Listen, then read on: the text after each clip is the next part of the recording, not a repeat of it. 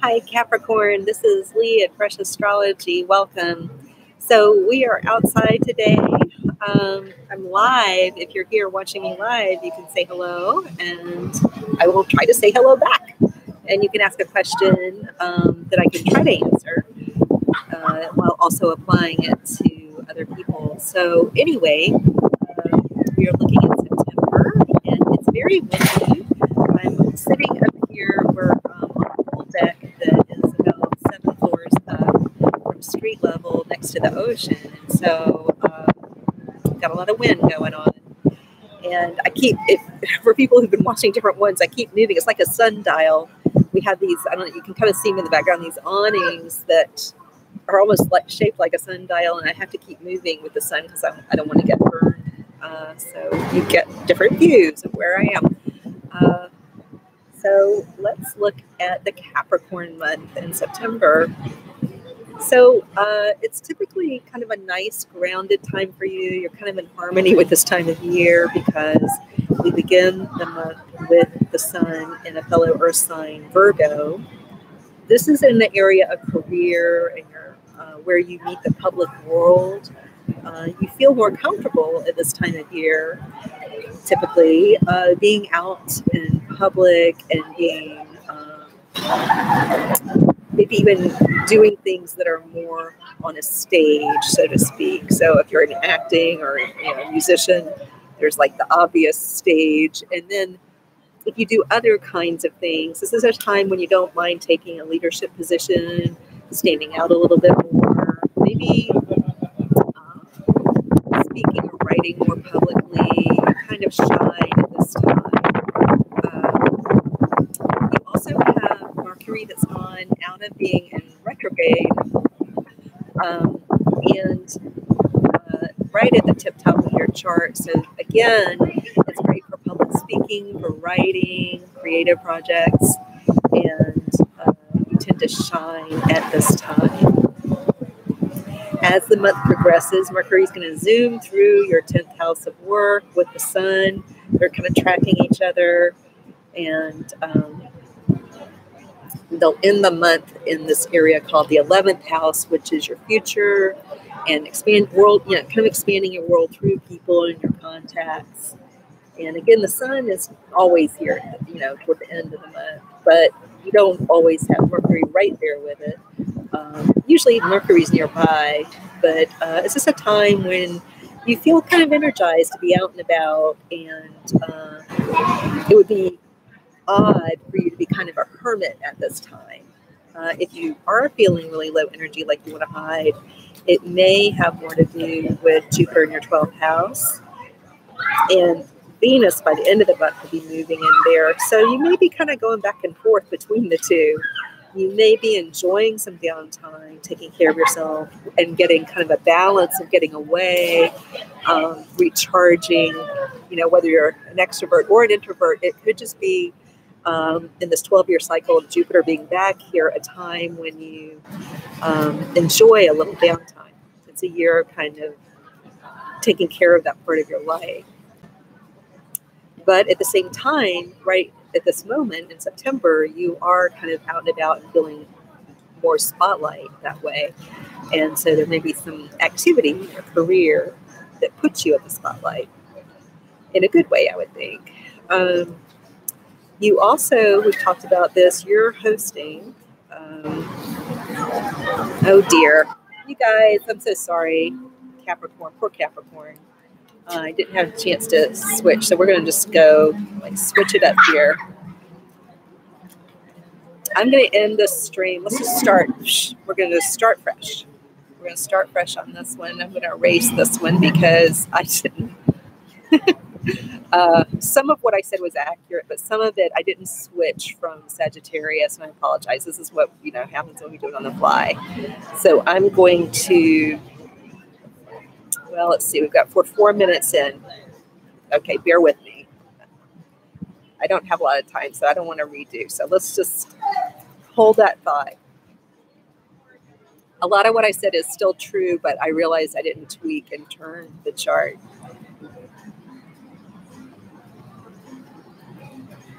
All right, hang on, Cap. Bear with me. Okay. All right. We're going now. Okay. So still true. Virgo is where we start with the sun. You're still up in this public sector of your chart. You start the month with the sun. Rather than being right at the top of your chart, it's over in the 9th house, which is still sort of the stage area where you come on stage and you can be writing articles, blogs, speaking publicly, spreading ideas,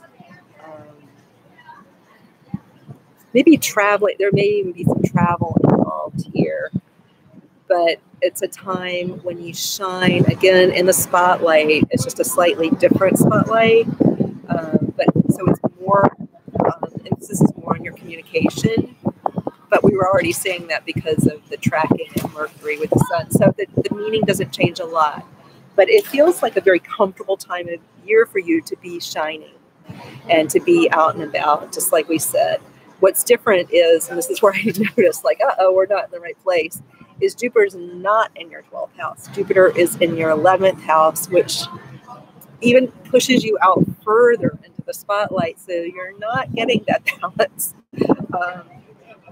As an earth sign, I don't know how you feel about it, but your future, what you may be noticing is your future is changing rapidly and opening up in a very lucky way.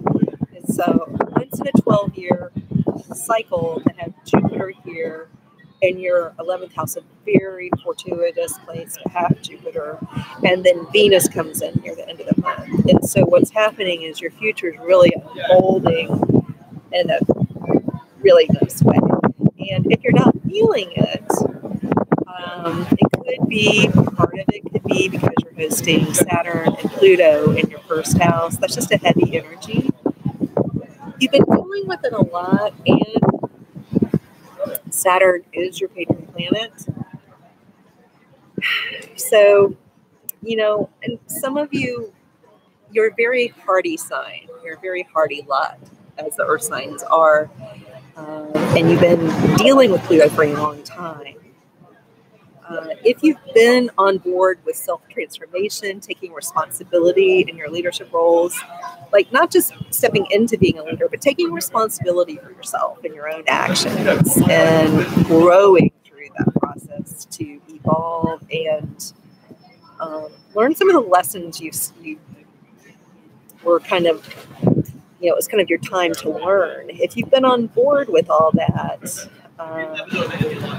then you're not feeling the heaviness. If you're one of the Capricorns that's feeling still stuck, still bogged down, depressed, then this is not about the planets. This is about you.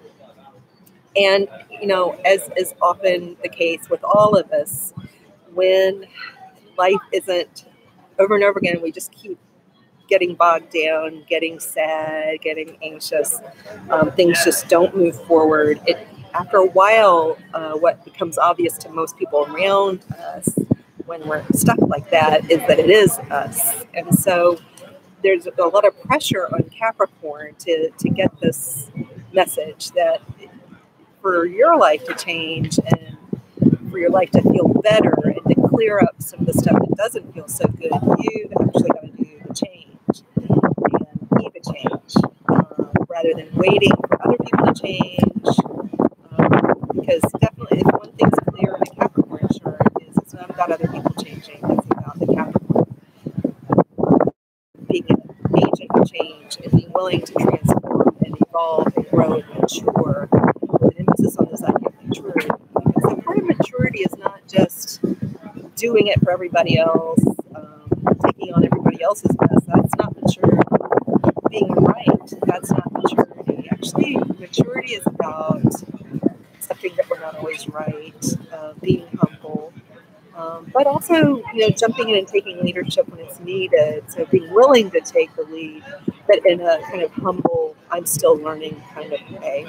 And I think for the Capricorns who are going at life with that sort of mindset, you're going to do really well. And you're kind of being prepped by the stars out there and the planets to be a leader. it's just going to be a lot more comfortable for you and a smoother ride. It's going to feel better if you're taking on the personal growth aspect of this, which means you're not always right. You have to be humble at times. That's just a part of the journey that makes you the strongest leader, the strongest Capricorn. But, there's a lot of luck moving your chart in this.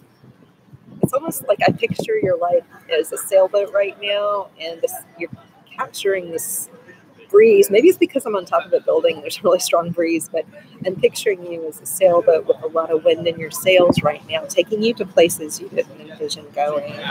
You couldn't have seen even at the beginning of this year fully, how fast you're going to go and how the direction's going to be really interesting and new. You didn't expect it fully. There's a lot of forward momentum with you personally. But there's, Mars jumping back into the second house in Aquarius and causing a lot of action and movement there. You have one little area of big change for everybody is this area where Aries is, and we've got I think it's a full moon. I think it's a full moon on 0 degrees Aries. Let me just double check that. Yeah. Well, it's 2 degrees Aries, but it's really close to 0 Aries, which is a very powerful point of the chart. In addition to that, we've got kind of a bookending on Aries with Chiron right at the base point of your chart in this case, and Uranus on the cusp of the 5th house. So there's a lot about the home, the past, children, romance, creative projects, all that stuff, all those things in layers. It depends on where your focus is. But there are a lot of changes going on. So I anticipate a lot of you moving, changing homes, maybe changing romantic partners, changes with children, all of that going on. It's may feel like upheaval in some cases. A lot of it, when you have Uranus down here featuring children, it's often, not always, because not all of you are the same age, but it can indicate teenagers and kids growing up, just the issues you face with that.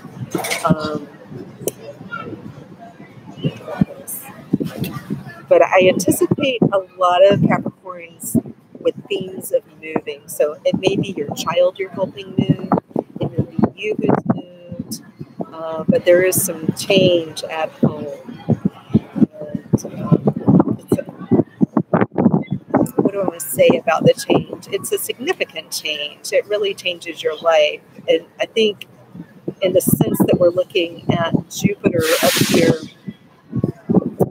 in this area of the future and this new direction. That's kind of what we're talking. I think maybe something to do with where you move or changes in the home. Kind of pairs together with this idea of you're going off in a whole new direction. And maybe changes with children too. Like maybe are you moving closer to them? Are they moving away? Somehow all of this really changes the way your future looks to you.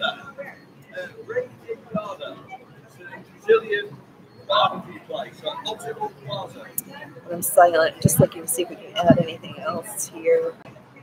Yeah, that's it. There is this theme of needing to focus on your relationships. So for those of you in long-term relationships, you're going to feel increasingly, and it has to do with money and financial issues. So increasingly, there's just some stuff you need to pay attention to there. And I don't know what it is. Maybe it's just like your retirement, your investment, how you manage your money as a couple, if you're coupled up. If you're not coupled up, then I think this has more to do with like issues around developing intimacy with someone else and maybe needing to do some work around how to explore being close to others, being in a close relationship with others. There's maybe some personal work there to do. to open yourself up a bit more, because Capricorns can be a bit reserved. So I think there's some personal work here to do, how to be close to people and to play with that a little bit. I think it's just your time in life to start figuring that out a little bit more and doing the personal work there. All right, guys, I think that is it. I apologize for the entry where we weren't quite adjusted, but a lot of what I was saying was actually still true, which is oddly, if you're just off by one sign, that'll frequently be the case, where you're close enough where a lot of the message is the same, but not the part about Jupiter being in the 12th house.